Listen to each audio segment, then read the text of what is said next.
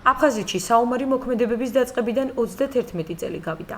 ამ თარიღთან დაკავშირებით საქართველოს ხელისუფლების, აფხაზეთის ავტონომიური რესპუბლიკის მთავრობისა და უმაღლესი საბჭოს წარმომადგენლებმა, ომის ვეტერანებმა, თბილისში ერთიანობისთვის ბრძოლაში დაღუპულ გმირთა მემორიალი გვირგვინებით შეამკეს და პატივი მიაგეს დაღუპულთა ხსოვნას. შეიარაღებული კონფლიქტი 1992 წელს დაიწყო და 1993 წლის 27 სექტემბერს სოხუმის დაცემით დასრულდა. ტრაგიკული თარიღია ჩვენი უახლოეს ისტორიაში ეს დღე.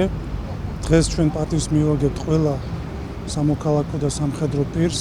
31 წელი არის საკმარისი მეტი დრო, რომ მთელმა საზოგადოებამ, განსაკუთრებული საზოგადოება, რომელიც არის დევნილი საზოგადოება, საზოგადოება, რომელიც ცხოვრობს ოკუპირებულ ტერიტორიაზე, ჩვენ სწორად გავაკეთოთ ყველა იმ მოვლენის ანალიზი განსაკუთრებულად ამ ბოლო 31 წლის განმავლობაში, გავაკეთოთ სწორი შეფასებები იმისათვის, რომ ის სამშვიდობო პოლიტიკა, რომელიც ხორციელდება მთავრობის მიერ, იყოს შედეგიანი, სრულყოფილად ჩავერთოთ ამ სამშვიდობო პოლიტიკაში და შესაბამისად მივახციოთ იმ შედეგს, რომელიც უკავშირდება ჩვენი საზოგადოების გაერთიანებას. ძალიან რთულია დღევანდელი დღე ჩვენთვის ყველასთვის, გამომდინარე იქიდან, რომ უკვე 31 წელი გავიდა ამ ტრაგიკული მოვლენებიდან და ვფიქრობ, რომ მხოლოდ მშვიდობის მშენებლობით ჩვენ შევძლებთ ისევ ვისწავლოთ ერთად თანაცხოვრება